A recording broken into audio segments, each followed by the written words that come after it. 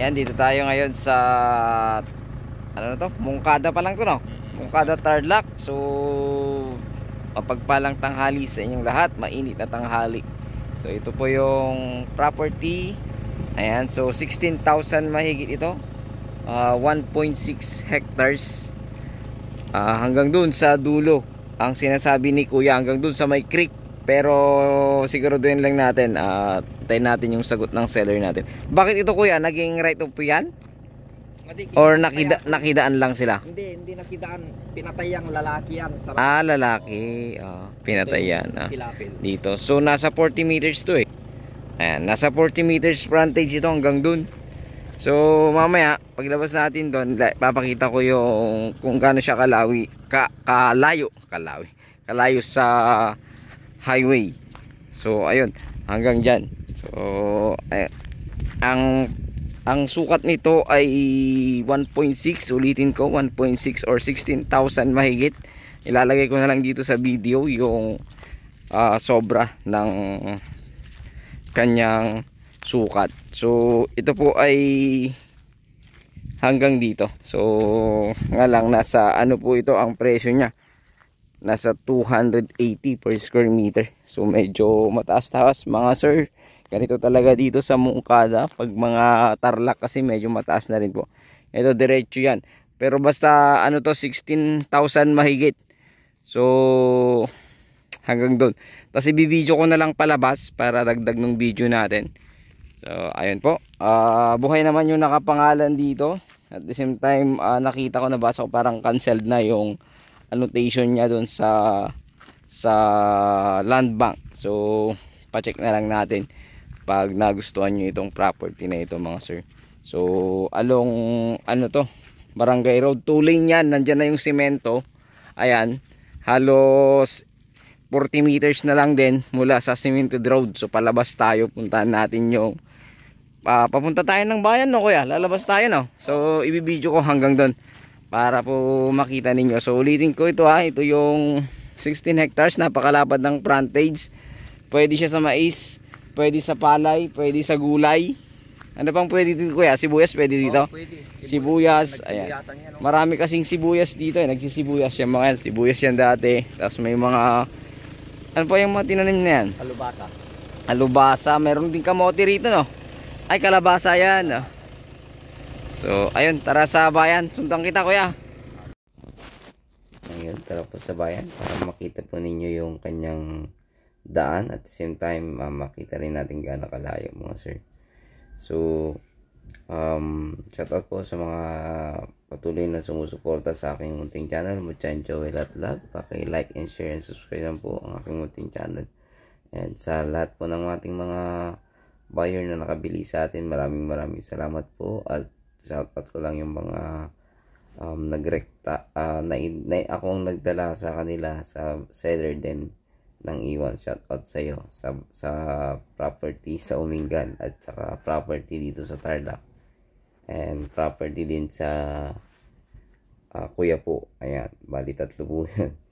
Isa sa Kuya po yung doktor, ayun, sila na lang nakikipag-usap sa tenant, wala na yung agent.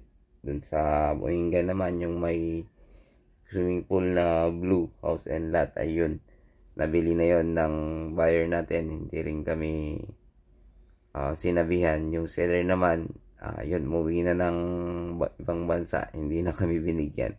So ayun, dito sa Tarlac naman, yun, isang magjowa, isang Pilipina at saka Apam, ayun, nakuha na rin yung property. Iniwan din kami ng seller at ng buyer. Ayun, shout out sa inyo, alam ko nanonood pa kayo, kaya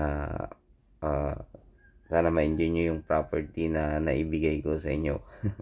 Ayun, ito yung daan mga sir, yung nakita nyo along 2 lane cemented road ay napakalapit na, siguro mga 50 meters or 30 meters lang. At the same time, malapit din po siya. Ito po yung part na may mga malapit ang kuryente. Ayan, ito na po yun. So kung hanggang dito, siguro at least 400 to 500 meters from electric line. Tapos dito naman yung palabas ng papuntang National or MacArthur Highway or sa mismong ah, sa mismong town proper. So ayun, diretso po ito, the lane.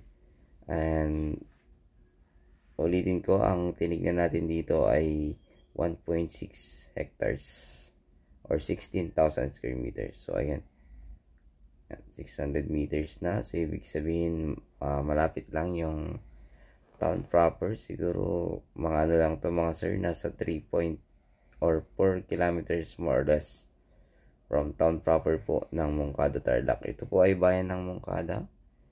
And sana nga po ay magustuhan nyo po ito. Murang-mura po ito dito sa bayan ng Moncada, Tarlac. 280 pesos per square meter lang. Napakamura po mga sir.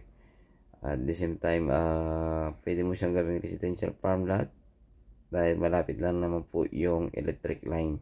Nasa 400 meters more or less lamang po mga sir.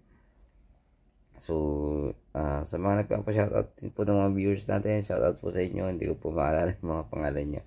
Maraming salamat po sa inyong panonood. At sa mga nagbigay po ng kanilang mga regalo nung nakaraan, maraming salamat po sa inyo mga sir and madam. Ayan. So, dito sa part na ito ay may mga part din na nabitak yung mga semento. Pero sementado naman po. Wala pong rough road. Ang rough road lang sa mismong property. Ayan. So, kung magustuhan nyo ito, pakitawagan nyo lang po sa aking numero nakalagay dyan sa aking screen at yung aking WhatsApp and Viber. Parehas po yun mga sir. At the same time, sa mga gusto pong magpa-vlog ng property at kaya ko pong puntahan, paki-message nyo lamang po ako at atin pong i-vlog ay inyong mga property. Malay nyo, makahanap po tayo dito ng inyong buyer. So, sa mga susunod siguro magpapaperma na rin po kami ng ETS or para meron po kaming laban kung sakasakaling may makuha po ng buyer po namin ang property. So, ayun. At para magkaroon po ng protection. Sa bagay, kahit may pinirmahan po, ay marami po talagang mga seller and buyer na nangiiwan ng agent.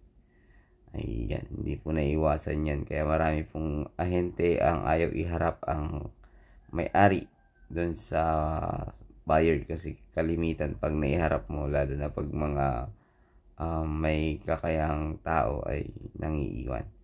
So, ayun. Patalastas lamang po yun. Para po paalala lang po sa mga kliyente natin. Experience po namin yan. Lalo po pag mga ang inuutusan nyo po ay kamag-anak. Ayun. Ang nag-uusap na si kamag-anak at si seller, si kamag-anak na ang naging agent. Yung last, yung bahay, ganun po yung nangyari mga sir, mga madam. So, ayan. Ayan, 2 point something na, 2.3 kilometers. So, malapit na rin po tayo sa bayan. Ayan po. May malapit din po mga schools.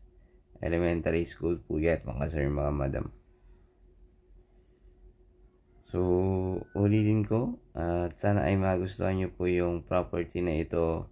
At maluwang naman po yung kanyang frontage. At the same time, pwede po siya sa mga mais at mga gulay. Pwede rin sa palay. May deep well po yun sa taas mga sir, mga madam. Abangan nyo na lang po yung kanyang aerial view. So hanggang dito lang daw po tayo dahil lumikot po yung ating kasama. Yan, papunta po ng bayan yan. At ilang kilometro na lang siguro yan sir, mga 1 kilometer more or less yan. So nasa 2.6